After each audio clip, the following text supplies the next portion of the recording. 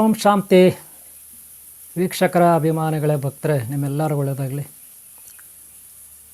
ಭಕ್ತರೇ, ವೀಕ್ಷಕರ ಅಭಿಮಾನಿಗಳೇ, ಮಿತ್ರರೇ, ಗುರುಮಕ್ಕಳೇ, ನಿಮ್ಮೆಲ್ಲರೂ ಒಳ್ಳೆಯದಾಗಲಿ. ಈ ದಿನ ನಾವು ಸೂಲಿಗಿಡ ಅಂದರೆ ಹಾವು ಚೇಳು ಇವೆಲ್ಲ ಕಡಿದ್ರೆ ಅದಕ್ಕೆ ಮೆಡಿಸನ್, ಅದ್ರ ಬಗ್ಗೆ ತಿಳ್ಕೊಳ್ಳೋಣ. ಮಿತ್ರರೇ, ಅಭಿಮಾನಿಗಳೇ, ವೀಕ್ಷಕರೇ, ಈಗ ನಿಮ್ಗೆ ಗೊತ್ತಿದೆ, ಸರ್ಪಗಳು ಹಾಗೆ ಚೇಳು ಇತ್ಯಾದಿಗಳೆಲ್ಲ ಕಡಿದಾಗ ಇಮಿಡಿಯೇಟ್ಲಿ ಏನು ಮಾಡಬೇಕಂತ ಗೊತ್ತಾಗಲ್ಲ. ಆ ಸಮಯದಲ್ಲಿ ನಿಮ್ಮ ಮನೆಯ ಅಕ್ಕಪಕ್ಕ ಯಾವುದೋ ಒಂದು ಗಿಡ ಇರುತ್ತೆ. ಆ ಗಿಡನ ನಾವು ಕೃಷ್ಣನಲ್ಲಿ ಅಂದರೆ ಕಪ್ಪು ನಲ್ಲಿ ಅಥವಾ ನಾಗಶೂಲ ಗಿಡ ಈ ರೀತಿ ಇರುತ್ತೆ. ಅದೆಲ್ಲ ನಿಮಗೆ ತೋರಿಸ್ತೀನಿ. ಅದಕ್ಕೂ ಮೊದಲು ನೋಡಿ, ಅಕಸ್ಮಾತ್ ಉತ್ತರಾಡಿ ಗಿಡ ಇದ್ದರೆ, ಈಗ ನೋಡಿ ಇದು ಉತ್ತರಾಡಿ ಗಿಡ ನಿಮ್ಗೆ ಗೊತ್ತಿರುತ್ತೆ, ಗೊತ್ತಾಯ್ತಲ್ಲ. ಉತ್ತರಾಡಿ ಗಿಡ ಆದಮೇಲೆ ನೀವು ಇನ್ನೂ ಕೆಲವು ಗಿಡಗಳಿದೆ. ಉದಾಹರಣೆಗೆ ಉತ್ತರಾಡಿ ಗಿಡ ಅಲ್ಲದೆ ಬೇಲೆ ಗಿಡ ಅಂತ ಬರುತ್ತೆ. ನೀವು ಈ ರೀತಿ ಹುಲ್ಗಾವಲು ಇಲ್ಲಿ ಬೇಲೆ ಗಿಡ ಇರುತ್ತೆ. ಜೊತೆಗೆ ನೀವು ಲಾಸ್ಟ್ ಟೈಮ್ ನಾನು ನಿಮ್ಗೊಂದು ಬಳ್ಳಿ ತೋರಿಸಿದ್ದೆ. ಬಳ್ಳಿ? ಕುಕ್ಕೆ ಬಳ್ಳಿ. ನಿಮ್ಗೆ ಗೊತ್ತಿರ್ಬೋದು ನೋಡಿ, ಇದು ಕುಕ್ಕೆ ಬಳ್ಳಿ ಇರುತ್ತೆ, ಗೊತ್ತಾಯ್ತಲ್ಲ. ಆದರೆ ಇದ್ರ ಒಂದು ಬೇರಿನ ರಸ ಕೂಡ ಯೂಸ್ ಆಗುತ್ತೆ, ಇಲ್ಲ ಅಂತಲ್ಲ. ಆದರೆ ಇವೆಲ್ಲಕ್ಕಿಂತ ಮುಖ್ಯವಾಗಿ ನೀವು ಬೇಲೆ ಗಿಡದ್ದು ಕೂಡ ಯೂಸ್ ಆಗುತ್ತೆ. ಬೇಲೆ ಗಿಡದ ಹಣ್ಣು, ಅದರ ಎಲೆ, ತೊಗಟೆ ಎಲ್ಲ ಯೂಸ್ ಆಗುತ್ತೆ. ನಾನು ತೋರಿಸ್ತೀನಿ ಇವಾಗ ನಿಮಗೆ. ನೋಡಿ, ನಮ್ಮ ಮನೆ ಅಲ್ಲೇ ಇರೋದು. ಅಲ್ಲಿಂದ ಇಲ್ಲಿಗೆ ಸ್ವಲ್ಪ ದೂರದಲ್ಲಿ ನಿಮಗೆ ಸರ್ಪ ಚೇಳು ಕಡ್ದಂಥ ಕೆಲವೊಂದು ಗಿಡ ಮೂಲಿಕೆಗಳು, ಅದರಲ್ಲಿ ನಾಗಶೂಲ ಗಿಡ, ಅದೆಲ್ಲ ತೋರಿಸ್ತೀನಿ. ಇಲ್ಲೇ ಇರುತ್ತೆ. ಲಾಸ್ಟ್ ಟೈಮ್ ನಿಮಗೆ ಈ ಕುಕ್ಕೆ ಬಳ್ಳಿ ಎಲ್ಲ ನಾನು ತೋರಿಸಿದ್ದೀನಿ, ಇಲ್ಲಿ ವೀಡಿಯೋ ಮಾಡಿದ್ದೀನಿ, ಗೊತ್ತಾಯ್ತಲ್ಲ. ನೋಡ್ಬೋದು ಲಾಸ್ಟ್ ಟೈಮಲ್ಲಿ ಇಲ್ಲೇ ವೀಡಿಯೋ ಮಾಡಿತ್ತು. ಇಲ್ಲೇ ನಿಮಗೆ ಬೇಲೆ ಗಿಡ ತೋರಿಸಿದ್ದೀನಿ. ಈಗ ಮತ್ತೆ ಅದಲ್ಲೇ ತೋರಿಸ್ತಾ ಇದ್ದೀನಿ. ಯಾಕಪ್ಪ ಅಂದರೆ ಸರ್ಪ ಚೇಳು ಕಡಿದ್ರೆ ಈ ಬೇಲೆ ಗಿಡ ಕೂಡ ಯೂಸ್ ಆಗುತ್ತೆ. ಇದರ ಹಣ್ಣುಗಳು ನೋಡಿ, ಕಾಯಿ ಇರುತ್ತಲ್ಲ, ಅದು ಗೊತ್ತಾಯ್ತಲ್ಲ. ಆಮೇಲೆ ಇಲ್ಲೇ ಲಾಸ್ಟ್ ಟೈಮ್ನಲ್ಲಿ ನೀವು ಗಿಡ ಮಾಡಿದೆ. ಈ ಗಿಡನೂ ತೋರಿಸ್ದೆ, ಶೂಲಿ ಗಿಡ ಅಂದ್ಬಿಟ್ಟು ನಿಮಗೆ ತೋರಿಸ್ದೆ. ನಿಮಗೆ ನೆನಪಿರ್ಬೋದು, ಲಾಸ್ಟ್ ಟೈಮ್ ಕುಕ್ಕೆ ಬಳ್ಳಿ ಗಿಡದಲ್ಲಿ ಈ ವಿಡಿಯೋ ಮಾಡಿದ್ರಿ. ಆದರೆ ಇಲ್ಲಿ ಶೂಲಿ ಗಿಡ ಇದೆ, ಎಲೆಗಳೆಲ್ಲ ಹುಳ ತಿಂದ್ಬಿಟ್ಟಿದೆ, ಅಷ್ಟು ಫ್ರೆಶ್ ಆಗಿಲ್ಲ. ನಿಮಗೆ ಬೇರೆ ಕಡೆ ಒಂದು ಗಿಡ ಇದೆ, ಅಲ್ಲಿ ತೋರಿಸ್ತೀನಿ, ಕರ್ಕೊಂಡೋಗಿಲ್ಲಲು. ನಿಮಗೆ ಇದರಲ್ಲಿ ಹಣ್ಣುಗಳಿರುತ್ತೆ, ಹಣ್ಣುಗಳು ಇಲ್ಲ ಇಲ್ಲಿ. ಆದರೆ ನೋಡಿ, ಇದು ಶೂಲ ಗಿಡಲೇ, ನಾಗಶೂಲ ಗಿಡ, ಕೃಷ್ಣನಲ್ಲಿ ಗಿಡ. ಓಕೆಲ್ಲ, ಎಲೆಗಳೆಲ್ಲ ಕಾಣಿಸ್ತಾ ಇದೆಯಲ್ಲ. ಆದರೆ ಕಾಯಿ ಬಿಟ್ಟಿಲ್ಲ, ಹಣ್ಣು ಬೇಕು ನಮಗೆ. ನಿಮಗೆ ನಾನು ಹಣ್ಣು ತೋರಿಸ್ಲಿಕ್ಕೆ ಪ್ರಯತ್ನ ಪಡ್ತೀನಿ. ಬೇರೆ ಕಡೆ ಹುಡುಕ್ತೀನಿ. ಅಲ್ಲಿ ಒಂದು ಗಿಡ ಇದೆ ಒಂದು ಕಡೆ, ನಮ್ಮ ಮನೆ ಹತ್ರ, ಅಲ್ಲಿ ಹೋಗೋಣ. ನಮ್ಮ ಮನೆಗಿಂತ ಆ ಕಡೆ ಒಂದು ಗಿಡ ಇದೆ, ಅಲ್ಲಿ ನಾನು ನಿಮ್ಗೆ ಕರ್ಕೊಂಡು ಹೋಗ್ತೀನಿ. ಸ್ವಲ್ಪ ವೆಯ್ಟ್ ಮಾಡಿ. ಇದು ಬಹಳ ವಿಚಿತ್ರವಾದ ಗಿಡ. ಇದು ಬಹಳ ವಿಚಿತ್ರವಾದ ಗಿಡ. ಇದು ಅಂದ್ರೆ ಅಲ್ಲಿ ನಾನು ನಿಮಗೆ ಎಕ್ಸ್ಪ್ಲೈನ್ ಮಾಡ್ತೀನಿ ಯಾವ ರೀತಿ ಅಂದ್ಬಿಟ್ಟು ತೋರಿಸಿ. ಅದ್ರಿಗೂ ಹಣ್ಣು ಬಿಡುತ್ತಲ್ಲ, ಅದು ಎಲೆಗಳ ಕೊನೆಯಲ್ಲಿ ಬಿಡೋದು ಹಣ್ಣು. ನೋಡ್ರಿ, ಸಪ್ರೇಟಾಗಿ ಹೂವಿನ ಗೊಂಚಲು ಬಿಟ್ಟು ಮಾವಿನ ಮರದ ಥರ ಅದು ಬಿಡೋದಿಲ್ಲ, ಅಥವಾ ಪಪ್ಪಾಯಿ ಥರ ಬಿಡೋದಿಲ್ಲ, ಅಥವಾ ಇನ್ಯಾವುದೋ ಗಿಡದ ಥರ ಅದು ಹಣ್ಣು ಹಂಪಲ ಬಿಡೋದಿಲ್ಲ. ಅದು ಎಷ್ಟು ವಿಚಿತ್ರ ಅಂದರೆ, ಈಗ ನೀವು ಬೇವಿನ ಮರ ನೋಡ್ತೀರಾ, ಮಾವಿನ ಮರ ನೋಡ್ತೀರಾ, ನಲ್ಲಿಕಾಯಿ ಮರ ನೋಡ್ತೀರಾ, ನೇರಳೆ ಹಣ್ಣು ನೋಡ್ತೀರಾ, ಅಥವಾ ಯಾವುದೋ ಕುಂಬಳಕಾಯಿನೋ ಸೊರಕಾಯಿನೋ, ಅಥವಾ ಆಗಲೇ ತೋರಿಸಿದ್ನಲ್ಲ ನಾನು ನಿಮಗೆ ಬಳ್ಳಿ, ಕುಕ್ಕೆ ಬಳ್ಳಿ, ಆ ಥರನೋ ಯಾವುದೋ ಒಂದು ಗಿಡ. ಅವೇನು ಮಾಡ್ತವೆ, ಎಲೆ, ಕಾಂಡ ಮಧ್ಯದಲ್ಲಿ ಎಲೆಯ ತೊಟ್ಟು ಹಾಗೂ ಕಾಂಡ, ಅಲ್ಲಿ ಎಲೆಯ ತೊಟ್ಟಿನ ಮೊದಲ ಭಾಗದಲ್ಲಿ ಹೂವಿನ ಗೊಂಚಲು ಬರುತ್ತೆ. ಅಲ್ಲಂತರ ಅದು ಹೂವಿನ ಗೊಂಚಲು ಬಂದು ಅದರಲ್ಲಿ ಕಾಯಿ ಬಿಡುತ್ತೆ. ನಿಮ್ಗೆ ಗೊತ್ತಿರೋ ವಿಚಾರ ಇದು, ಎಲೆಯ ತೊಟ್ಟಿನ ಭಾಗದಲ್ಲಿ ಅಲ್ವಾ. ಆದರೆ ಇದು ಹೆಂಗಪ್ಪ ಅಂದರೆ ಭಾಳ ವಿಚಿತ್ರ. ಇದು ಅಲ್ಲಿ ತೋರಿಸ್ತಿಲ್ಲ, ಎಕ್ಸ್ಪ್ಲೇನ್ ಮಾಡ್ತೀನಿ. ಫಸ್ಟ್ ನೋಡ್ರಿ, ಇಲ್ಲೇ ಬಂದ್ಬಿಟ್ಟೆಲ್ಲೂ. ಈಗ ನೋಡಿ, ಇದು ಚಿಗುರು ಅಲ್ವಾ. ನೋಡಿ, ಇದೇ ಗಿಡ ಯಾವುದೋ ನಾಗಶೂಲ ಗಿಡ ಅಥವಾ ಕೃಷ್ಣನಲ್ಲಿ ಗಿಡ. ನೋಡಿ, ಇದರಲ್ಲಿ ಹಣ್ಣುಗಳಿದೆ, ಕಾಣಿಸ್ತಾ ಇದೆ ನಿಮಗೆ. ಆಮೇಲೆ ಅಲ್ಲಿ ಎಕ್ಸ್ಪ್ಲೈನ್ ಮಾಡ್ತೀನಿ. ಅದಕ್ಕೂ ಮೊದಲು ಇದು ಯಾವ ರೀತಿ ಎಲೆಗಳಿರುತ್ತೆ, ಹೇಗಿರುತ್ತೆ, ಗಿಡ ಹೇಗಿದೆ ಅಂತ ಒಂದು ಸಾರಿ ನೋಡ್ಕೊಬಿಡಿ. ನೋಡ್ರಿ, ಗಿಡ ಇದು ಒಂದು ಸಾರಿ ನೋಡ್ಕೊಬಿಡಿ. ಎಷ್ಟು ಉದ್ದ ಇದೆ, ಇಲ್ಲೂ ಚಿಕ್ಕದು, ಆದರೂ ಒಂದು 5 ಅಡಿ ಎತ್ತರ ಇದೆ. ಓಕೆಲ್ಲ. ಇಲ್ಲೇನಪ್ಪ ಅಂದರೆ, ಮೊದಲು ಎಲೆಗಳು ಹೇಗಿರುತ್ತೆ ನೋಡ್ಕೊಳ್ಳಿ. ನಿಮಗೆ ನೀಟಾಗಿ ನಿಧಾನಕ್ಕೆ ತೋರಿಸ್ತೀನಿ, ನೋಡ್ಕೊಳ್ಳಿ. ನೋಡಿ, ಇದು ಚಿಗುರು ಎಲೆ, ಮೇಲುಗಡೆ ಚಿಗುರು ಎಲೆ ಇದೆ. ಬೇಕಾದ್ರೆ ಸ್ಕ್ರೀನ್ ಶಾಟ್ ಮಾಡ್ಕೊಬಿಟ್ಟು ನೀವು ನೋಡಿ, ಪರವಾಗಿಲ್ಲ.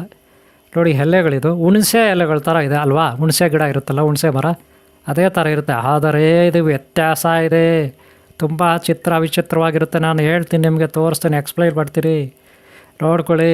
ನೋಡೋಕ್ಕೆ ಹುಣಸೆ ಗಿಡದ ಥರನೇ ಇದೆ ಅಲ್ವಾ. ಹಾಗೆ ಇದು ಇಲ್ಲೂ ಒಂಥರ ಎಲೆ ಬರುತ್ತೆ, ಯಾವುದು ನಲ್ಲಿಕಾಯಿ ಮರದ ಎಲೆನೂ ಹಿಂಗೆ ಬರೋದು ಅಲ್ವಾ. ನಲ್ಲಿಕಾಯಿ ಮರದ ಎಲೆಗಳು ಹೀಗೆ ಬರುತ್ತೆ, ಹುಣಸೆ ಗಿಡದ್ದು ಹೀಗೆ ಬರುತ್ತೆ ಅಲ್ವಾ ಎಲೆಗಳು. ಆದರೆ ನೋಡ್ರಿ, ಇದು ಏನಪ್ಪ ಅಂದರೆ ಟ್ರಿಕ್ಸು, ಬಹಳ ಟ್ರಿಕ್ಸ್ ಇದೆ ನೋಡಿ. ಆ ಎಲೆಯ ಕೊನೆಯ ಭಾಗದಲ್ಲಿ ಹಣ್ಣುಗಳು ಕಾಣಿಸ್ತಾ ಇದೆ ನಿಮಗೆ, ಬ್ಲ್ಯಾಕ್ ಕಲರ್ ನೋಡ್ಬೋದು ನೀವು, ನೇರಳೆ ಹಣ್ಣು ಥರ ಇದೆ ನೋಡಿ, ದ್ರಾಕ್ಷಿ ಹಣ್ಣು ಥರ ಕಾಣಿಸ್ತಾ ಎಲೆಗಳ ಕೊನೆಯ ಭಾಗದಲ್ಲಿ. ಆದರೆ ಎಲ್ಲವೂ ಬರೋದಿಲ್ಲ ನೋಡಿ, ಎಲೆಗಳ ಕೊನೆಯ ಭಾಗದಲ್ಲೇ ಹಣ್ಣು ಬಿಡೋದು. ಇದು ಅಂತ ವಿಚಿತ್ರ ಗಿಡ ಇದು.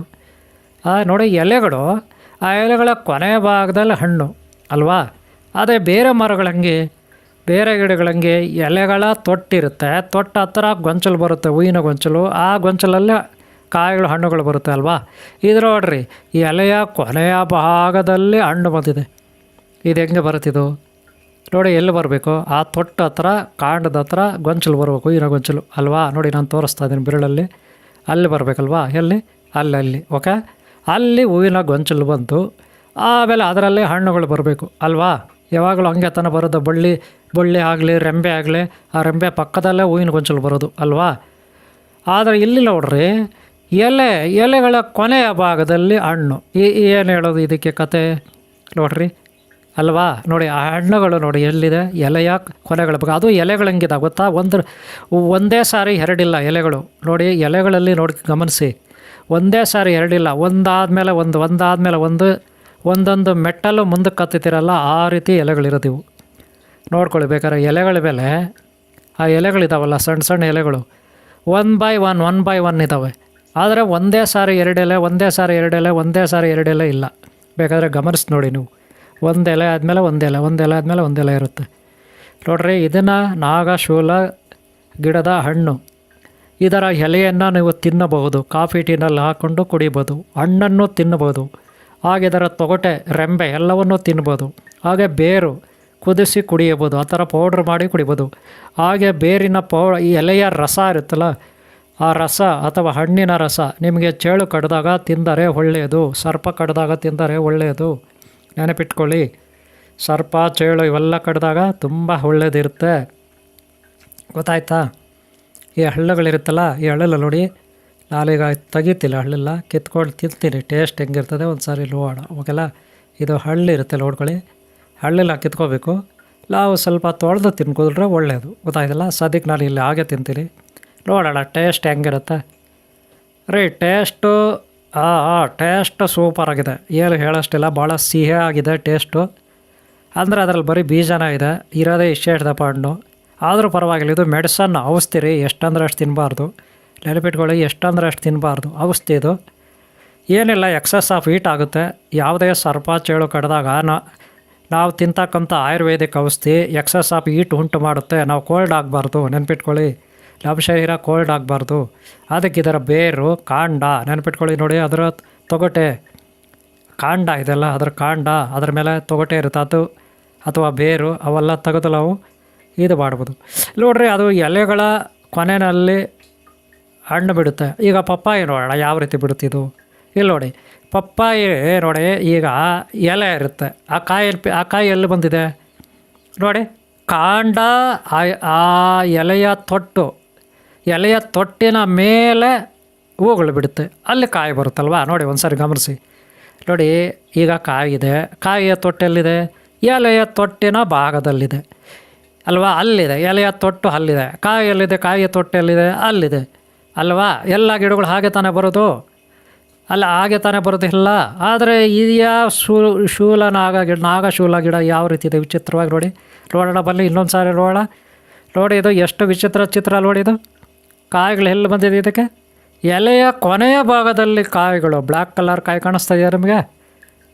ಇದು ಎಂಥ ವಿಚಿತ್ರ ನೋಡಿ, ಎಷ್ಟು ವಿಚಿತ್ರ ಗಿಡ ಇದು ಅಲ್ವಾ. ಅಂದರೆ ನಾಗಶೂಲ ಅಂದರೆ ಶೂಲ ಇದೆ ಅಲ್ರಿ, ಬಿಲ್ಲು ಬಾಣ ಶೂಲ ಖಡ್ಗ ಅಂತಿರಲ್ಲ. ಶೂಲ ಅಂದರೆ ನಾಗಶೂಲ ಹಣ್ಣು, ಅಂದರೆ ಆ ಎಲೆ ಬಂದು ಶೂಲ ಇದ್ದಂಗೆ ಆ ಹಣ್ಣು ಕಪ್ಪು ಕಲರ್ ಇದೆ, ಅದಕ್ಕೆ ನಾಗ ಅಂತೀವಿ. ಹಾಗೆ ಸರ್ಪಗಳಿಗೆ ಚೇಳುಗಳೆಲ್ಲ ರುಚಿಕ ರಾಶಿ. ಅವುಗಳಿಂದ ನಮಗೆ ಏನಾದರೂ ಕಡಿತ ಉಂಟಾದರೆ, ವಿಷಪ್ರಾಶನ ಆದರೆ, ನಂಜು ಇದ್ದರೆ ಆ ನಂಜನ್ನೆಲ್ಲ ಇದು ನಮ್ಮ ಶರೀರದಲ್ಲಿ ತೆಗೆಯುತ್ತೆ. ನಮ್ಮ ಶರೀರದಲ್ಲಿ ಯಾವುದೇ ವಿಷ ಇರಲಿ ತೆಗೆಯುತ್ತೆ, ಗೊತ್ತಾಯ್ತಲ್ಲ.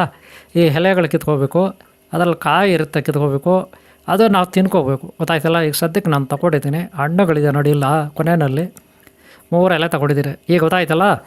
ನೆನಪಿಟ್ಕೊಳ್ರಿ, ಇದು ಆಯುರ್ವೇದಿಕ್ಕು ಗಿಡಮೂಲಕ್ಕೆ ಏನೂ ಎರೆ ಮಾಡಬೇಡಿ. ಇದರಿಂದ ಯಾವುದೇ ರಿಯಾಕ್ಷನ್ ಆಗಲ್ಲ, ನೆನಪಿಟ್ಕೊಳ್ಳಿ. ಯಾವುದೇ ರಿಯಾಕ್ಷನ್ ಆಗಲ್ಲ. ಎಲೆಗಳ ತಿನ್ಬೋದು. ಚೇಳು ಅಥವಾ ನಂಜು ಅಥವಾ ಏನೋ ವಿಷಪ್ರಾಶನ ಆಗಿದೆ ಅಂದರೆ ಇದರ ಎಲೆಗಳ ರಸ ತೆಗೀರಿ, ಕುಡಿಸಿ ಲೋಟದಲ್ಲಿ ಹಾಕಿ. ಮೊದಲು ತೊಳಿಬೇಕು, ಆಮೇಲೆ ರಸ ಮಾಡಿ ಕುಡಿಬೇಕು ಎಲೆಗಳು. ಅಥವಾ ಕಾಫಿ ಟೀನಲ್ಲಿ ಹಾಕಿದ್ರೂ ನಡೀತದೆ. ಅಥವಾ ಬೇರು, ತೊಗಟೆ ಇತ್ಯಾದಿ ಎಲ್ಲ ನಮಗೆ ಉಪಯೋಗ ಆಗುತ್ತೆ. ಈ ಪ್ರಕೃತಿ ಯಕ್ಷ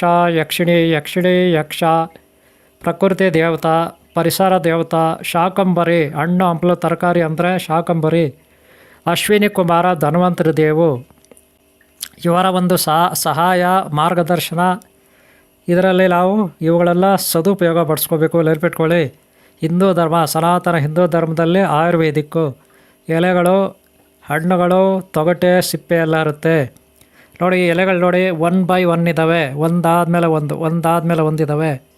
ಒಂದೇ ಬಾರಿ 2 ಎಲೆ ಇರೋದಿಲ್ಲ, ಈ ಕಡೆ ಆ ಕಡೆ ನೋಡ್ರಿ. ಒಂದೇ ಬಾರಿ 2 ಎಲೆ ಇರೋದಿಲ್ಲ, ಒಂದಾದಮೇಲೆ ಒಂದು ಇರ್ತದೆ. ಈ ಎಲೆಗಳು, ಈ ಹಣ್ಣುಗಳು, ಈ ತೊಗಟೆ ಇದೆಲ್ಲ ಬಳಸ್ಕೊಳ್ಳಿ. ನೀವು ಚೇಳು ಕಚ್ಚದಾಗೆ ತಿನ್ನಬೇಕು, ಸರ್ಪ ಕಚ್ಚದಾಗೆ ತಿನ್ನಬೇಕು ಅಂತ ಯೋಚನೆ ಮಾಡಬೇಡಿ. ನೀವು ಎಲ್ಲೆಲ್ಲಿ ಕಾಣುತ್ತೆ ಇದು ಅಲ್ಲೆಲ್ಲಿ ಕಿತ್ಕೊಳ್ಳಿ, ತೊಳ್ಕೊಳ್ಳಿ, ತಿನ್ಕೊಳ್ಳಿ. ಹಣ್ಣು ಹಂಪಲ ಯಾವಾಗ ಬೇಕಾದರೂ ತಿನ್ಬೋದು. ಹೊಟ್ಟೆ ಒಳಗೆ ಹುಣ್ಣಿದ್ರೆ ಹೋಗುತ್ತೆ, ಶರೀರದಲ್ಲಿ ಹುಣ್ಣುಗಳು ಅಲರ್ಜಿ ಇದ್ರೆ ಹೋಗುತ್ತೆ. ನೀವು ಯಾವುದೇ ಭಯ ಇಲ್ಲ, ಮೇಲೆ ಏನಾದರೂ ಹುಣ್ಣುಗಳಿದ್ರೆ ಹೋಗುತ್ತೆ. ಯೂಸ್ ಮಾಡ್ಬೋದು, ಗೊತ್ತಾಯ್ತಲ್ಲ. ಓಕೆಲ್ಲ, ನಿಮಗೆ ಇಷ್ಟ ಆದರೆ ಒಂದು ಲೈಕ್ ಮಾಡಿ ಇವರೇ. ಹಾಗೆ ಸಬ್ಸ್ಕ್ರೈಬ್ ಹಾಕ್ಕೊಳ್ಳಿ. ಹಾಗೆ ಹಿಂದಿನ ವಿಡಿಯೋಗಳು ನೋಡಿ, ಹಾಗೆ ಮುಂದಿನ ವಿಡಿಯೋಗಳು ನೋಡಿ. ನಿಮ್ಮೆಲ್ಲರಿಗೂ ಒಳ್ಳೆಯದಾಗಲಿ. ಓಂ ಶಾಂತಿ.